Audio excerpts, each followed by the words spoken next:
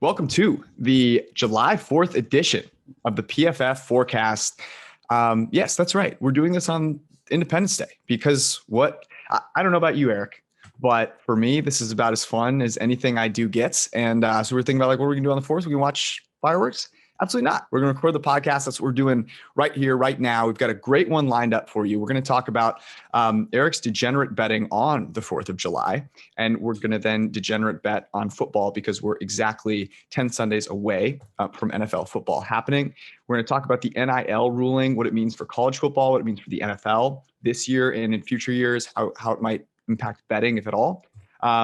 We might get to Eric's inflammatory quarterback rankings and weave in a conversation about CPOE because some really cool work is being done at PFF on it. And we wanted to talk about it because you see it out in the wild quite a bit. Who knows? It might go off the rails. We're recording this before it happens, so I can't really predict anything. We've got recommendations at the end. Let's rock.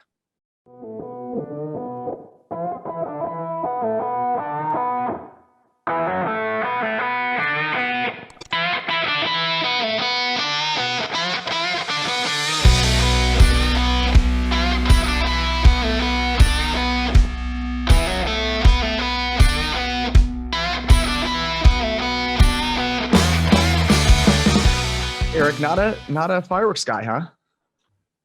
I've never been a fireworks guy. I actually do we're gonna rank, I think the holidays maybe. Mm-hmm. Yeah. I think July 4th is a decent one. Mm-hmm. I've always spent it with my extended family, except for this year, just because of certain things and everything. I've never but by the time we get to 7 or 8, somebody's like, oh, let's go watch. I'm like, no, this sucks. Let me just drink we have another beer and hang out a little bit longer with people I don't see very often. Fireworks just suck. I don't get it. I don't get it. I agree. Well, let's save it for the end because I had a really hard time ranking these, and if we get to it, we're going to rank them. I will say this: I am more confident not in what I think is the first or the best federal/public holiday, but what I think is the worst, I think is an easy one. And we'll get to that a little later. Let's talk about this though. You texted me this morning and I could have probably guessed what it was going to be about if I'd thought hard enough about it. But I did not. I saw no sports on the docket today. And somehow you found a way to bet on something. Can you please explain? Well, the Nathan's hot dog eating contest, Joey Chestnut, the 14-time winner of the events.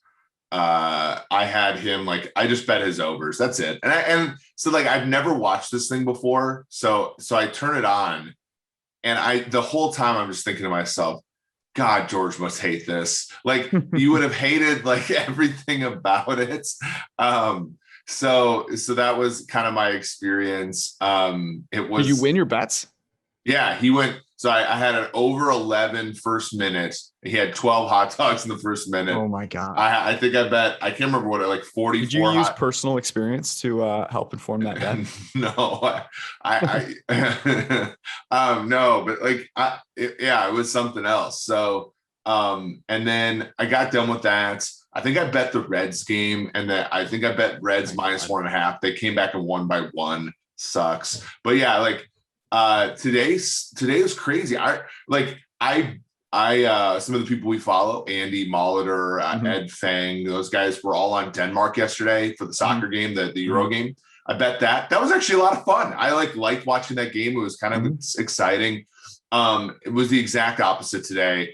Right now, I'm trying to grind out this middle in this Las Vegas Aces Atlanta Dream game. But other than that, this has been kind of a ho-hum day for sports in America. Betting on soccer is a lot of fun. I wish there were more ways to bet on it that I really could get into. But one thing that I thought about during there were a couple games that went to penalty kicks. I'm man, I would love to bet on penalty kick by penalty kick. It'd probably be hard to do. I mean, there's a decent amount of lag time in between the penalty kicks. So I think you could get it done. That would be one way to make penalty kicks more exciting. But I very much enjoyed betting on the soccer. The hot dog eating, let me say this, okay? Because you said I would probably hate it. It's not the eating of a lot of food that I hate. You know this about me. I eat a lot of food. Yeah. It is the wasting your time for eating a lot of food on eating such an awful food over and over and over again. Like, I'll give you an example. On Thursday evening, both Austin, Gale, and I were in San Diego. We went to dinner at 3 different restaurants. Okay.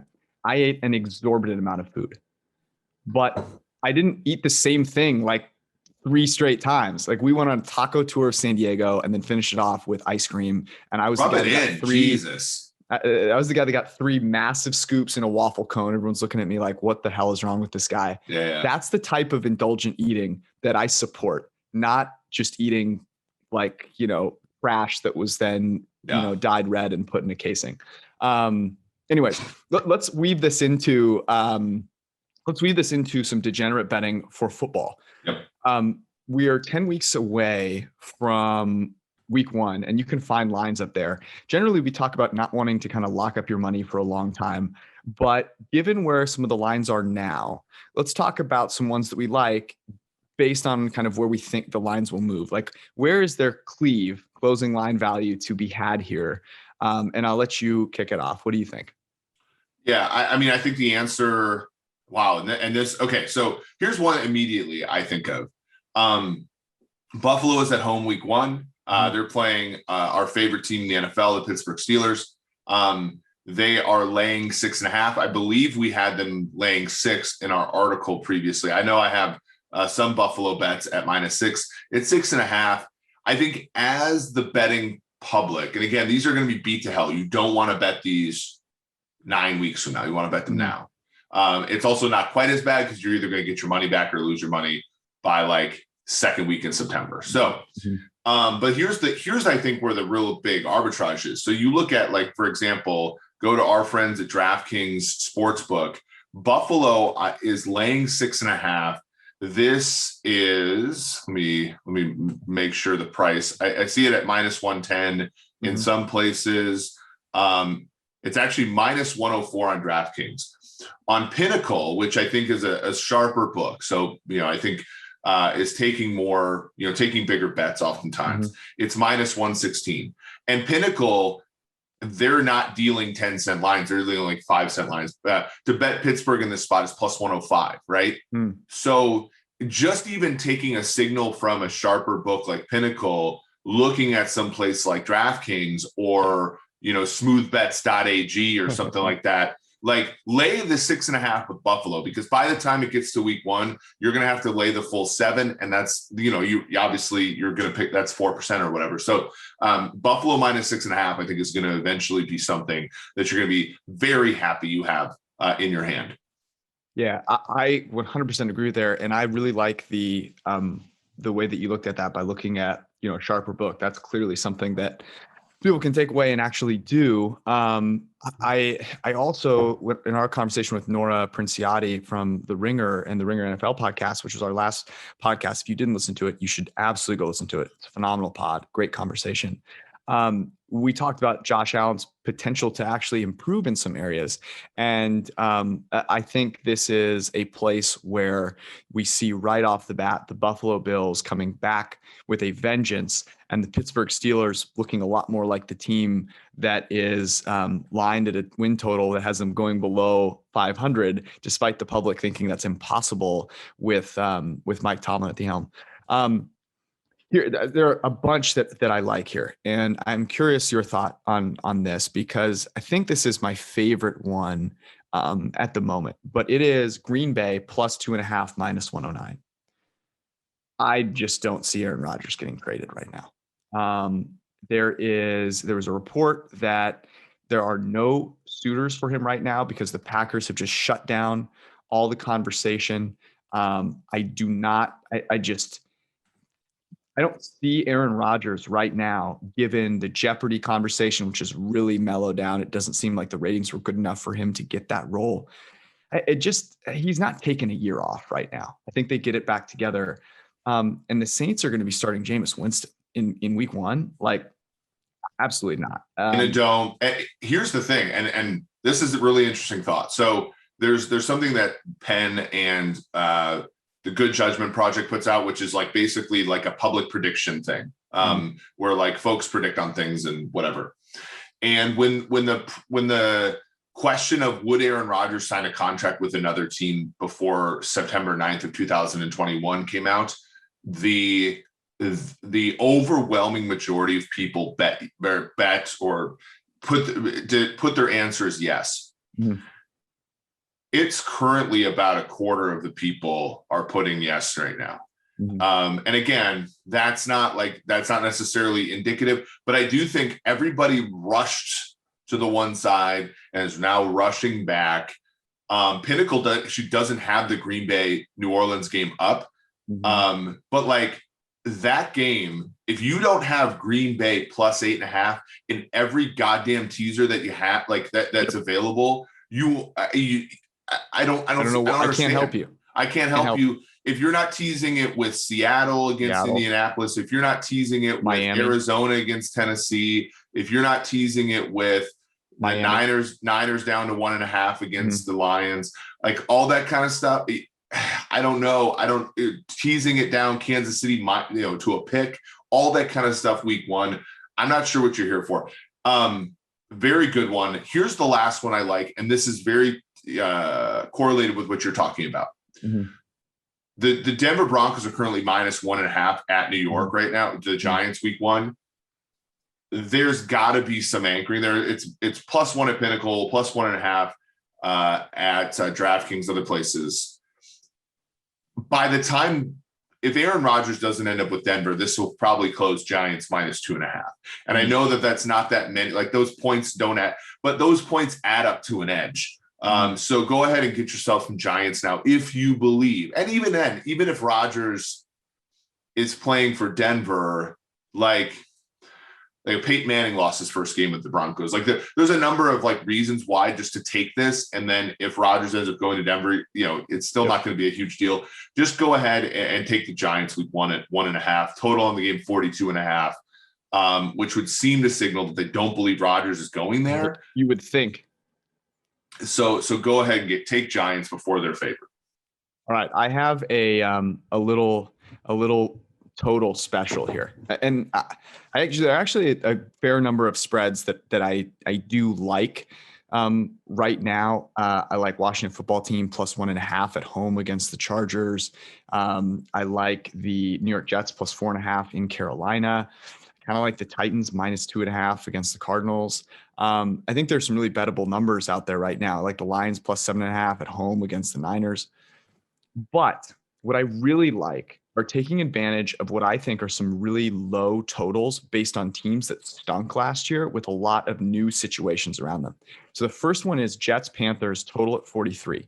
The Jets had a disaster of an offense last year. They are getting not just Zach Wilson, but also the 49ers offense.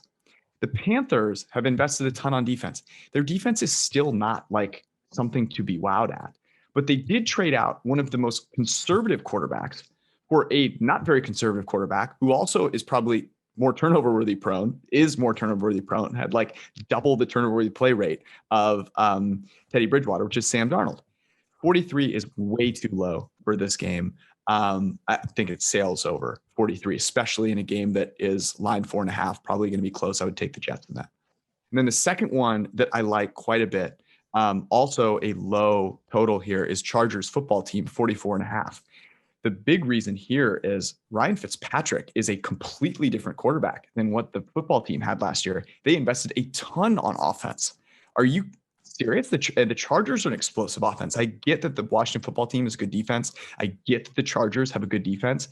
I am going to fade that these are like these just massively elite defenses and say that 44.5 is too short for a game that's going to be close with two quarterbacks going to throw the football all over the field. So those are two that I like right now. I'll say, and just to close this out, for all the Ravens fans who think I hate them and their quarterback, the most money I've bet on a game so far this cycle is Ravens -4 Monday Night Football near the that is a good one. Al Davis Eternal Flame. Well, it's 4 in some places, it's 4.5 in others. Yeah. Mm-hmm.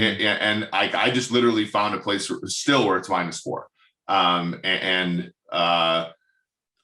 The Ravens have blown out like literally every team on opening day for like the Harbaugh era for a while. You're cheating here. You purposefully put Lamar at 10 in your rankings to fire him up so that you could bet him week 1. I can't believe I'm such an idiot and I didn't see that. And I expect the idiots on Twitter to be dumb. You are ahead of the game. I should have known this. You don't actually hate Lamar Jackson. You don't love Kirk Cousins. You're just experienced. You're goosing him up. You're establishing the run. The Kirk Cousins, like people don't get what the Kirk Cousins thing is, guys. The Kirk Cousins ranking of 8th is a backhanded slap to the Vikings. You signed a quarterback when all of us, you and me, this narrative is absurd. Said that it was a bad move, right? Like the Vikings have made 2 bad moves, I think, since in the last 3 years. And the best part about those moves was Kirk Cousins actually became a pretty damn good quarterback. And the guy that they drafted to replace Stephon Diggs with that pick ended up being amazing. And you were still ass as a team. Like that, that tells you how bad the decision was anyway, right? Like the world gave you what you wanted and it still wasn't good. Like that's like the part where I think about like actually being honest, and like we'll talk about CPOE, I think, but like that's anyway, that's what the point that some of these people aren't getting with that ranking. I don't know. Can I just say what I found to be most funny about this was that all these outlets picked up your ranking. So first off, the PFF Twitter account tweeted out my rankings first. And I thought I kind of got shredded a little bit. Mostly it was people that hate Tom Brady, which by the way, blew my mind. Like people were really mad that Brady was over Rodgers. But like, it wasn't like I got ratioed or anything. Like I was like, people are pretty negative. And then yours came out the next day and people just literally lost their fucking minds. And everyone put it up like, this is PFF's official ranking. And I was dying laughing. I like had them. I was like, hey guys, can you like DM some of these accounts? Just let them know, like, make sure you put Eric's name up there. I want Eric to get all the smoke that he asked for in all of these. But I don't want to rid him of that fun. Well, and no one understands the new, like the honest to God truth. And I said this on the show, like Mahomes, I have a point better than, so like you go look pff.com/betting/NFL power rankings. And they're right there. They've been there for months. And like Mahomes is a point better than Wilson, Rodgers, and Brady, right? Josh Allen is a half a point worse than them and a point better than Dak. Dak and Matt Ryan are the same. And then Kirk Cousins, Baker Mayfield, Lamar Jackson are all half a point worse than Matt Ryan. They're all like, I just put them in the ranking together because again, like Kirk Cousins has had 5 offensive coordinators in the last 5 years. He's also been paid that much money, which means for whatever he's had to pick up this. No, he's failed at it, but like he's had to pick up the slack of having such a big contract.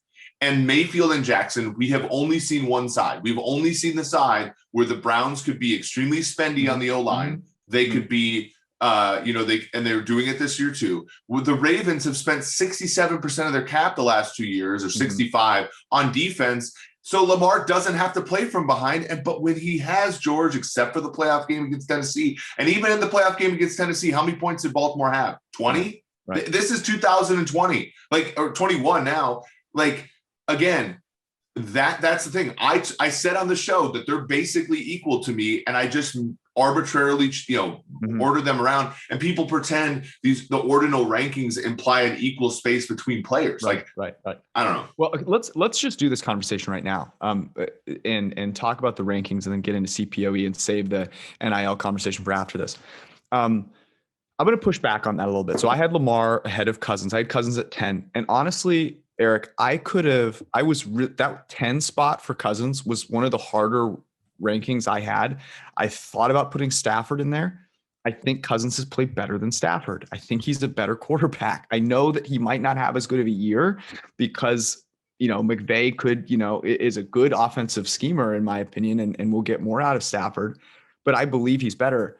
I felt 10 was kind of high for Kirk, but you're right. That 10 to 12, really 8 to 12 is super close. Let me give you my Lamar rationale. Kirk Cousins has had a combination of either Stephon Diggs and Adam Thielen, or Adam Thielen and Justin Jefferson at wide receiver, which is, depending on how healthy they are, a top 3 to 5 wide receiver duo in the NFL. Very, very, very, very good receivers. The other thing that I'll mention is that Vikings offense, and we talk about this with Lamar, like Lamar gets protected by the running game. Kirk Cousins gets protected a lot. They often live and die with that running game, where Kirk Cousins sometimes starts putting up numbers late in games that they're behind because the running game shat themselves, and like they didn't even give him a chance to throw earlier in games. So he's protected just as much as I think some of those other quarterbacks are. And I look at Lamar Jackson and I go, who are his receivers? Mark fucking Andrews? Are you kidding me? So that's where I press pause a little bit on, I know that, Kirk Cousins has put up better numbers, but Lamar Jackson, to me, projecting forward, like, I'm going to give him an opportunity to throw the ball to a receiver who can actually be a receiver in the league and start, and with an offensive scheme that maybe gets a chance to settle in a little bit, because I think his running ability is still, just that special. So look, I'm not nailing you to the cross here because of your ranking, like some people, but it's a cool thing to talk about and to disagree on. Yeah. And we'll talk about this. So like, when you look at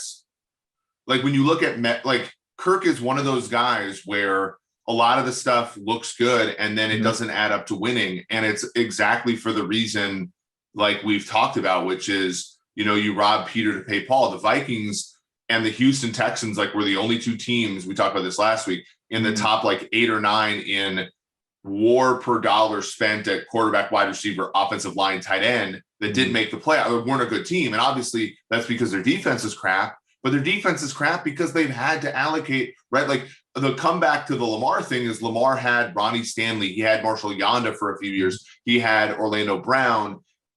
He's had Greg Roman, like, not necessarily consistently, but at least for he's had consecutive contiguous years with the same guy.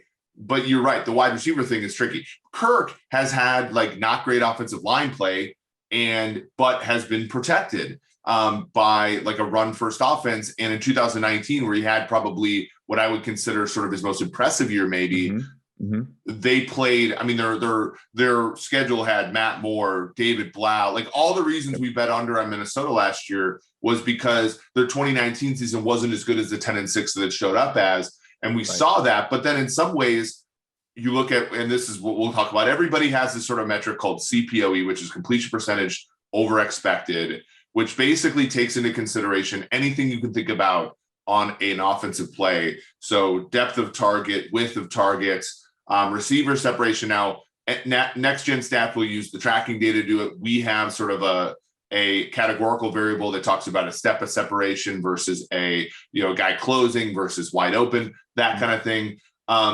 And Kirk Cousins always shows up amazingly in the statistic. And I think that again is one of those where, again, folks who get upset at us for saying Kirk might not be good enough to win with, they show this stat. But the stat does show that like Kirk is good at throwing the football. And when you look at Lamar's sort of more like an average guy there. So when you look at, what is expected on a throw of a certain depth, Lamar is kind of underneath that just slightly. But like, how do you take that versus his running ability, which is clearly, plus EV, when it comes out to like, who would you rather have as a QB? For me, I think it's more right now, I would certainly rather have Lamar at his price over Kirk at his price. I don't think that's close. I think if you're paying the same amount of money, would you rather have a guy who's as accurate as Kirk is at price versus a guy like Lamar, when you have to pay him that money and you take away some of the things that make the rushing so advantageous, much like later on in the Vic years in Atlanta, right? Like at some point that dissipated, and then he went back to Philly and was inexpensive, right? And he had that great 2010 season. But after that, once that money came in for Vic and other parts of the roster started getting chipped away at, it wasn't as effective, right? Like that's really the nuance with Kirk versus the nuance with Lamar. Okay. I again will push back on that. I don't think either of them are worth that money right now. but I have all this information on Kirk Cousins. And I do this probably too often, but like, I'm just going to talk about a player's personality here for a second. I'm never paying a guy with Kirk's personality big money. I'm sorry, I'm not. Culture is too important. And the ability to believe in a guy is too important for me to ever pay Kirk Cousins that money. That guy is a fish. Yeah, but Lamar Jackson at least is not. And Lamar Jackson, from a football standpoint, there is less that is known about him right now, where I believe he could reach that warrant that level of spend. Whereas with Kirk Cousins, I just don't think it's there. Like he is very clearly, in my opinion, sitting in that 8 to 12 range. Whether you have him 8 or 12, I don't really give a fuck. The point is that he's not above 8, you know? And it's like, if you think you're winning a Super Bowl with a guy in the 8 to 12 range, may I ask you, perhaps this year, to give up doing drugs? Like, but isn't that the point though? And that was like the whole discussion of like the Baker and Lamar thing was right now. Like the question I have about Mayfield and the question I have about Jackson that I don't have about Josh Allen is the tail behavior there? Can we get into a situation where you're in the AFC Championship game and rightly or wrongly, in the case this year was wrongly, there are graphics that say the Bills have the quarterback advantage over Kansas City. Right? Like in no circumstance is that happening with Cleveland. In no circumstance is that happening with Baltimore. And until that can happen, like, I'm sorry, like, I don't think anybody in the NFL is good enough at building a roster to absorb the quarterback contract that's going to be handed out that's already been handed out to Kirk Cousins, that's going to be handed out to Baker and Lamar, and beat Kansas City. Whereas I think with Buffalo, I think Josh Allen has shown the high end play that is worthy of that deal. Now, there might be a bunch of seasons where they're ass, and because there has been a bunch of seasons, like the Packers had 2 straight losing seasons. New England has had years where Brady wasn't quite as good. Yeah, that's a weird one because they're so good, like structurally, they were so good structurally. But like, I'm not paying a quarterback $40 million, and this also Dallas too. I'm not paying a quarterback $40 million if I still need X, Y, Z to go right for us to be a touchdown within Kansas City in a playoff game. Like that, because that's the bar right now. I agree with you. And in my rankings, I thought a lot about, would I pay this guy with like in this tier, like in this spot? And to me, I'm the exact same as you. Like, the no-brainer is Patrick Mahomes. I said this last year, I maintain it again this year. The first tier is Patrick Mahomes and no one else. You talked about that in points above replacement level. That to me is fairly clear. Would I put Deshaun Watson in tier 1B if he weren't a fucking loser? Then yeah, I would. But like, I'm not going to even let that guy's name exit my mouth again. From a Josh Allen standpoint, he is the guy that I would take a chance on. Dak, I think, is right there, right behind him. That's why I have Dak ahead of a guy like Lamar and like a Baker Mayfield. And with Lamar and Baker Mayfield, man, I am waiting. Like, I am definitely waiting on those guys, just because, man, you put yourself in such a tough position if you're locked into those guys and you don't have as much information as possible and they peter out. I'll say this again about CPOE, and I want to talk about this a little bit because Mahomes, in CPOE, in the model that we have, he's really like bottom third of the league. And the guys at the top here, Ryan Fitzpatrick, Kirk Cousins, the guy from the Texans who played quarterback last year, Dak Prescott, Ryan Tannehill, Joe Burrow, Minshew, Allen, Trubisky is actually up there. There are some things to really consider here. And it's honestly similar Derek to... Carr's often been in that position too, by the way, which Carr, I think, is also a guy who could be in the top. Like, yes, but here's the key. Yeah. Here's the key, Eric, about this. Kirk Cousins, does not throw a ton of passes on first and second down, okay? Where completion over expectation is easier to come by. Expected completion is higher. Yes. Right. The expected completion is higher. He throws a higher percentage of his throws come on third down. The second thing that I want to mention is, if you don't throw a pass, you cannot have an expected completion. And Kirk Cousins takes a sack on about 7% of his dropbacks. A guy like Patrick Mahomes gets passes off. Like, this is something that I've looked at a lot and the guys that are always up at the top of this list, which is just how often do you throw the fucking ball?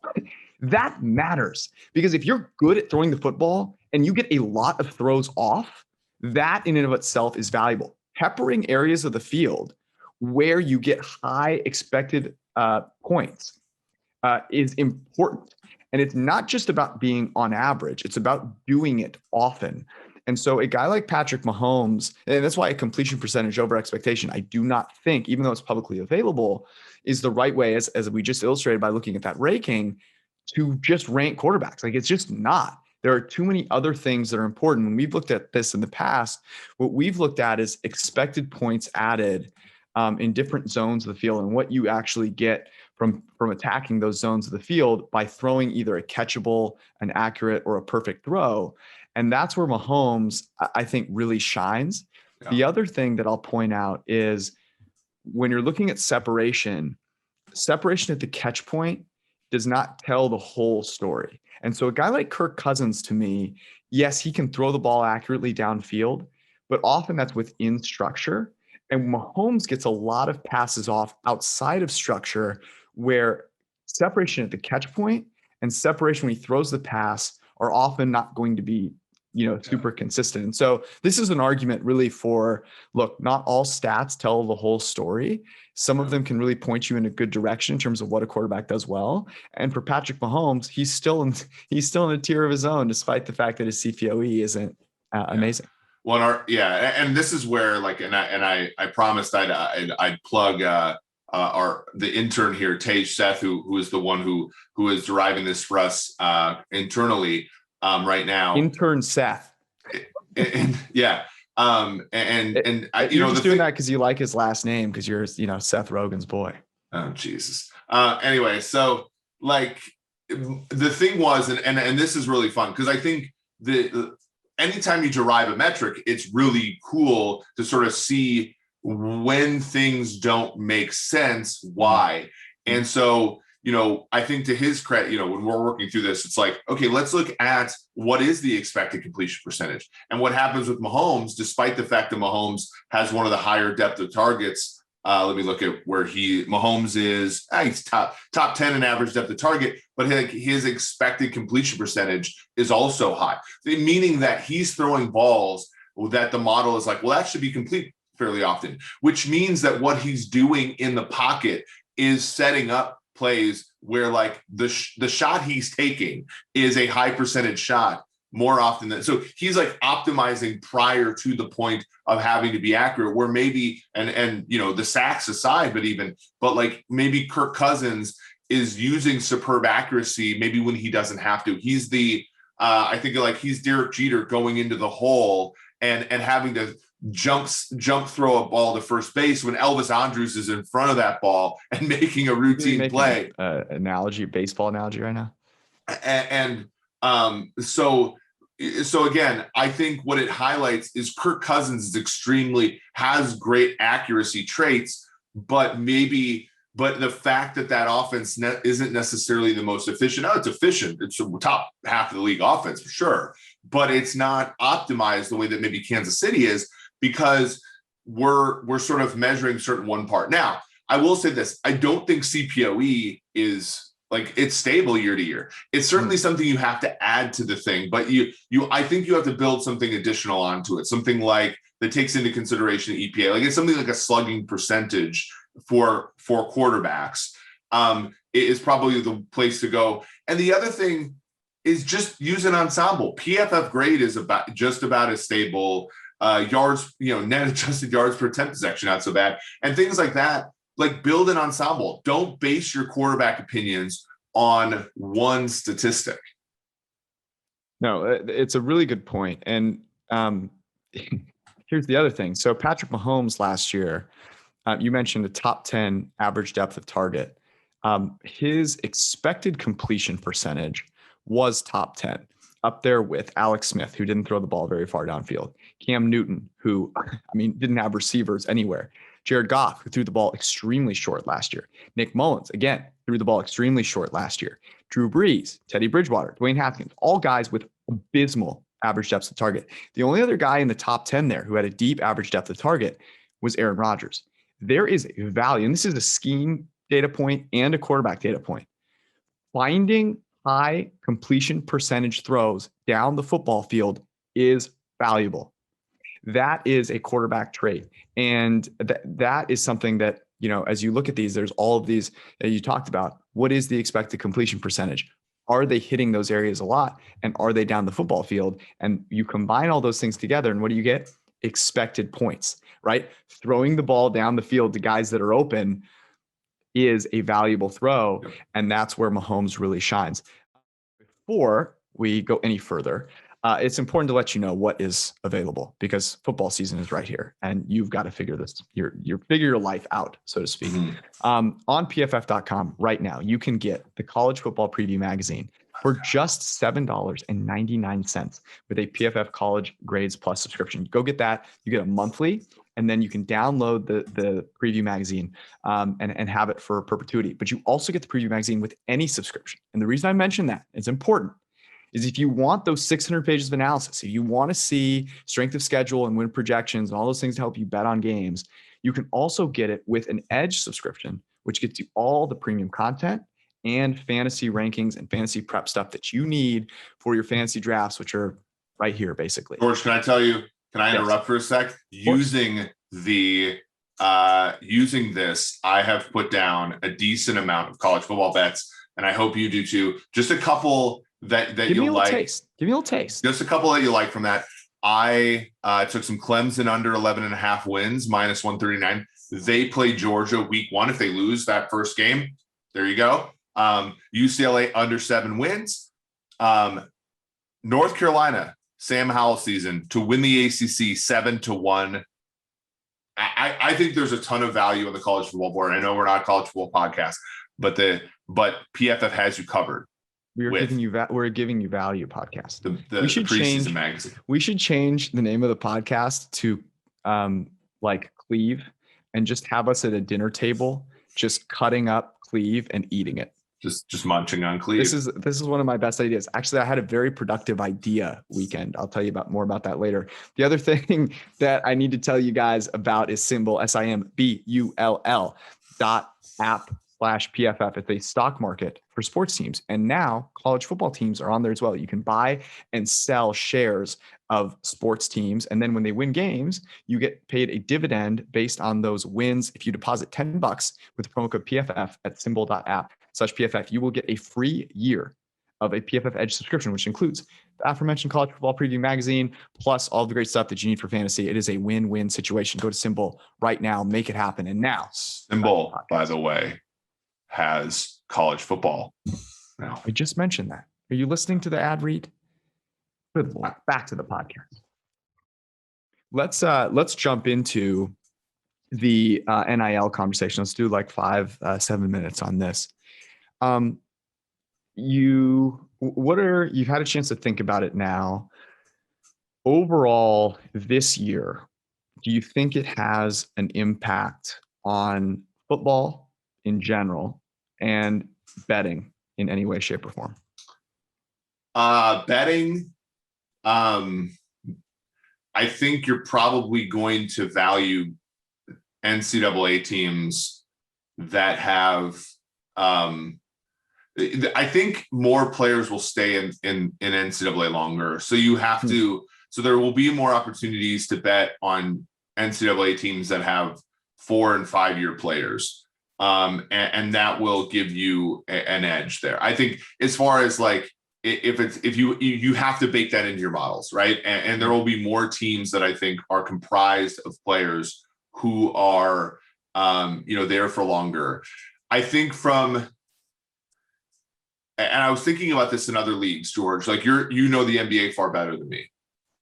If you are like, this is not going to affect Zion Williamson other than making like his quality of life when he's in college better. Right. Mm-hmm. But, and in the NBA, there's 60 draft picks, only 30 of them have guaranteed contracts. Mm-hmm. Only the first dozen or so are impactful. Are there college basketball markets that would be such that you would choose to stay another year rather than be the 18th pick in the NBA? Because the issue that I have, and I'm trying to circle this back to football, but I'm trying to set this up. The contracts in the NBA for sort of end of the bench players are so massive compared to the NFL. Does it make the financial incentive to go pro? I think is still there in the NBA, right? Mm-hmm. In leagues like the NBA. So it was interesting that you bring this up, because my immediate reaction was, I think it'll have a bigger impact on college basketball than on college football, because of exactly what you said, right? There's now a reason for guys who are blue chip prospects who come out, who don't have a great first year, to both make money their freshman year and then to continue making money their sophomore and junior year.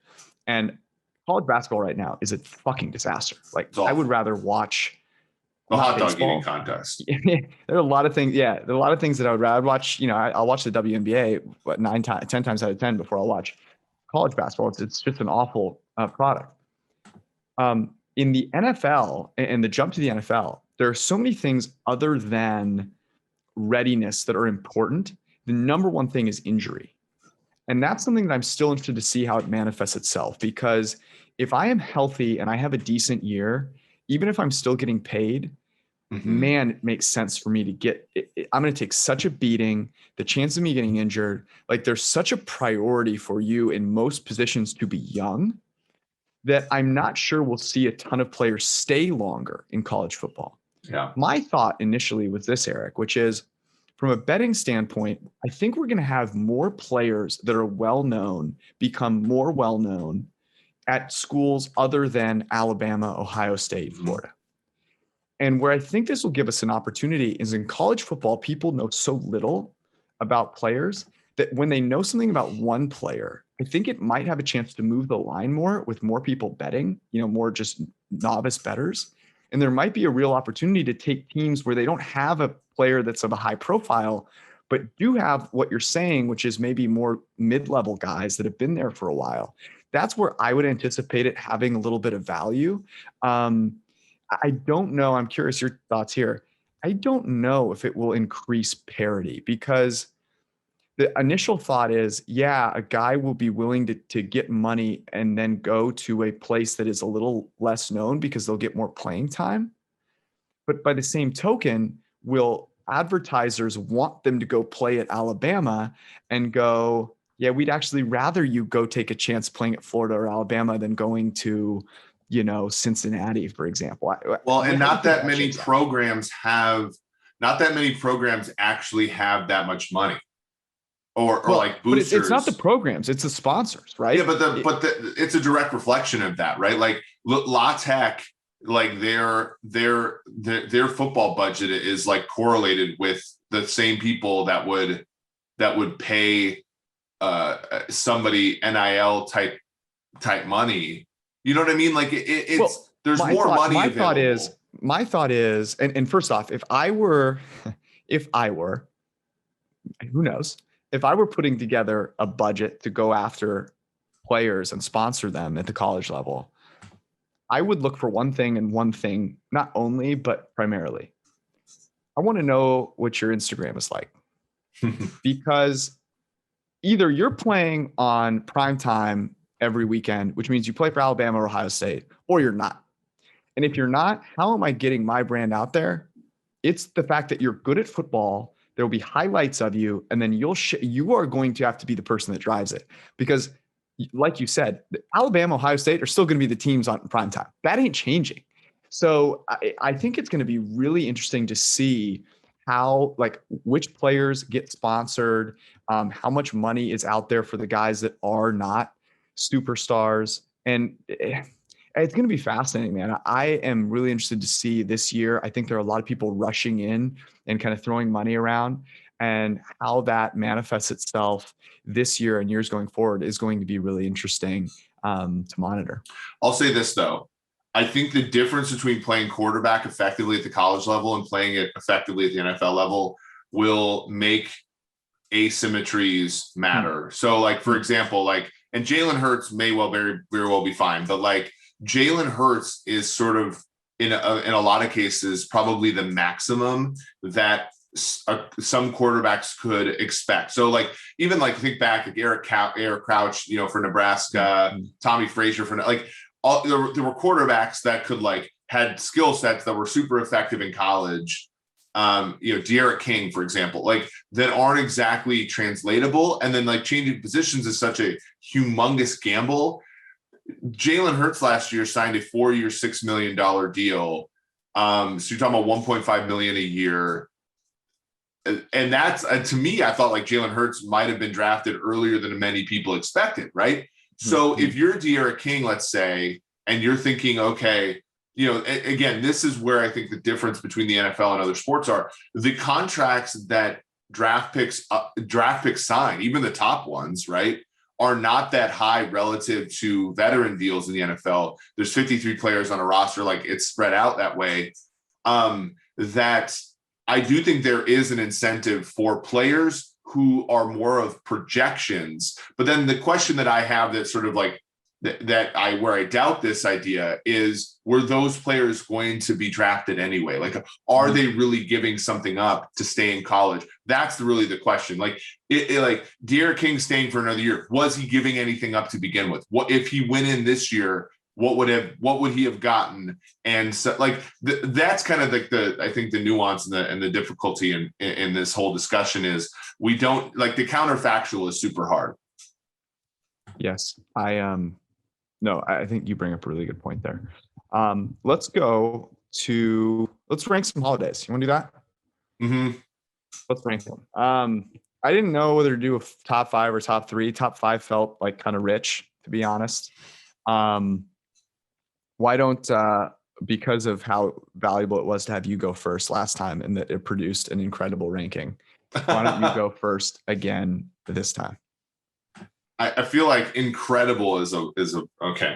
All right. So here's my ranking. Thanksgiving's first. I think that the football aspect of Thanksgiving,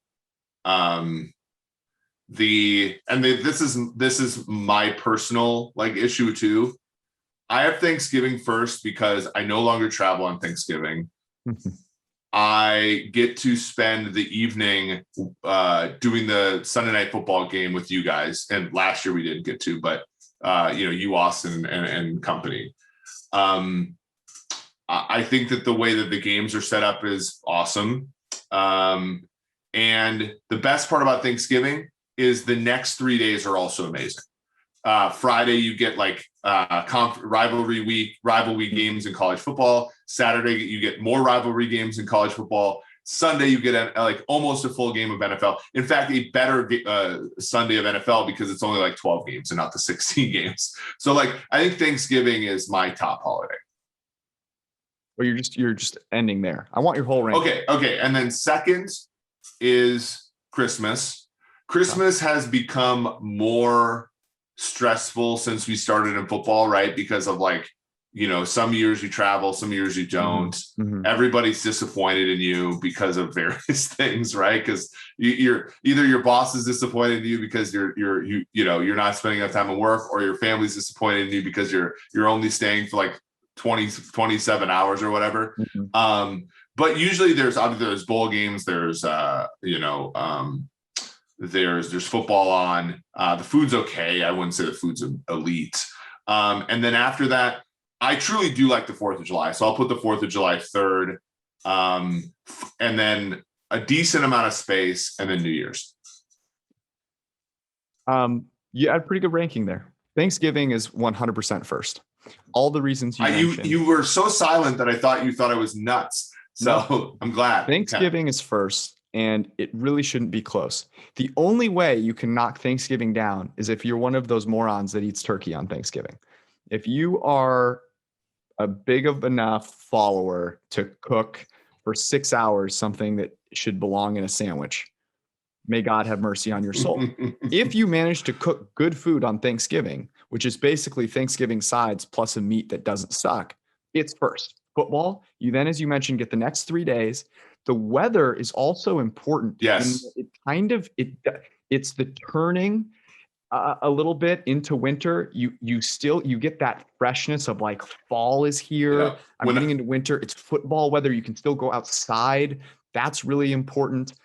It's probably the first time you're having to see all of your family, so it's funny, and it's not Christmas where it's like, fuck, I just saw you a month ago. And it's 4 days. Okay. So it's, and if you're a student, you only have like 2 more weeks left of school before Christmas break. Like, honestly, it's like a great holiday. It's a great break. Yes. I put, and this is going to be a little controversial here. I put Labor Day number 2. The reason I put Labor Day number 2 is that it is always right before the NFL season starts, and it's fantasy draft weekend, and it's still warm, and you can go somewhere, and it is the fullness of life and the opportunity that surround Labor Day weekend is incredible. There's also, and this is important, and this is part of the way I rank my list. There's no, what is it called? Doctrine of how to do the holiday. You do whatever the fuck you want, and that is important. You cook whatever the hell you want, still warm outside. I don't have it on my list because I still have PT. Like, the Labor Day, if you were a professor or student or something, was like the ultimate Sunday scary holiday. Fair. I'm trying to do this for like the common. Yeah, the common man. July 4th is 3rd because it's summer. It's all about going outside. And I also prioritize, can I wear a swimsuit on that holiday? Both of those, get that done. And you can use the grill, which is really important. Number 4, and there's, I think, a decent gap here. It's Christmas Day. Yeah, it's great. It's awesome. You also give gifts. That's wonderful. You're seeing your family again. That kind of sucks. But there is generally football, and there is great basketball. It's an incredible betting day, and that is important. Those are my top 4. Last place, all the other holidays come after that. And then in last place is New Year's Eve / New Year's Day. It is awful. It's terrible. All of the New Year's Eve parties where you go out are a humongous waste of money. I cannot stand, and this is where people are going to hate on me, I cannot stand New Year's resolutions. Just stop. Just change your life. I thought we did a good job at New Year's last year, though. Yeah. What do you mean? Well, like, we just like hung out and like played cards and like shot baskets at the apartment pool. Like, if you don't set it on the pedestal, that's then the it's problem, fine. though. People set it on a pedestal. And New Year's Day, I just don't think the bowl games are ever that good. So, dude, 100%. You're 100% right there. So, also, you've just had Christmas, and so like you just still feel fat, and it's, anyways. Yeah, you have to deal with everyone talking about their resolutions. I've gone on and on and on. Those are my rankings. I think they're very good, and if you hate them, then reconsider. Just like before, we had the same person at number 1. Exactly. There you go. Same thing at number 1. All right, let's wrap up here with some recommendations. I will go first because I've always made you go first. I have a couple of recommendations. My first is I was on a train today traveling from San Diego to Los Angeles, and I was getting motion sickness. So I had to throw on a podcast. It was the only thing that I could do. I couldn't look down at my computer and get work done. And I put on the Athletic Football Show with Robert Mays, Nate Tice, and Deontay Lee from PFF. And they were talking about defensive scheme and where it's going and what, the innovation looks like there. And I legitimately have not enjoyed listening to a podcast in that way in a long time. Yes, it's a little inside football. You'll probably have to pause it and look up some coverage names a few times. But it is amazing. And what it got me thinking about, Eric, was how important all of the questions I had from it were on the offensive side of the ball. And I think there is a lot to be learned in terms of where offense is going by thinking about defense, because really what you're doing is putting the defense in a bind.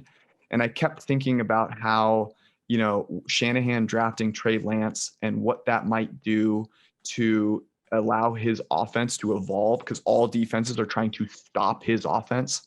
I thought it was just really fascinating. Talked about Brandon Staley a lot. Anyways, that is my recommendation in terms of a podcast. I'm going over to your side of things.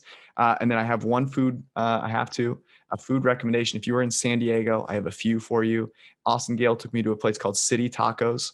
Absolutely fantastic. And then the other restaurants that I ate at that I really enjoyed or Ironside, great seafood. Make sure you get the pie that is on the dessert list, and probably the lobster roll and the chowder fries. You will not disappoint you. And then a place called Kings and Queens. These are both popular places, but sometimes it's hard to pick which popular place to go to. Those tacos are also fantastic, and they make some good drinks. Those are my recommendations. Very, very good. I've never recommended a podcast on the show, feeling like, I don't want anybody to like lose us as their favorite podcast.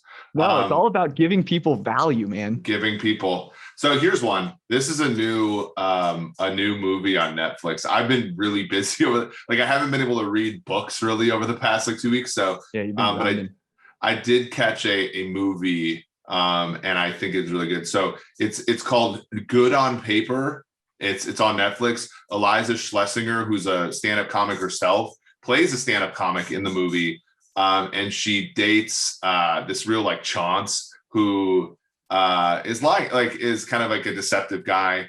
I won't ruin. By the way, you're the only person that uses the word Chance. Chance? Yeah, I don't know anyone else that uses that word. Cupcake's a synonym of Chance. Okay, I use cupcake. Yeah. I use peasant is my word. But peasant is so broad. I guess cupcake is like a food too, but he's, I don't know. Like what's the phrase the kids say now? Down bad. This guy's down bad. Okay. Yeah. And it's honestly cringe. And I almost remember Dinner for Schmucks, the movie. Mm-hmm. Yes. It was so cringe. It was hard to watch. Like this is like a little bit less cringe, but still it's just enough okay for me to watch. And I thought it was great. I thought Eliza Schlesinger, I think she's terrific. So that's my recommendation this week. Awesome. We'll be back on Wednesday. We appreciate all of you guys hanging out. Hopefully you had a wonderful and safe, don't drink and drive, July 4th. Wednesday, I think we actually have a really cool podcast lined up. We've got some good guests coming down the pipeline here as we get closer, 10 weeks away. See you guys. Peace out.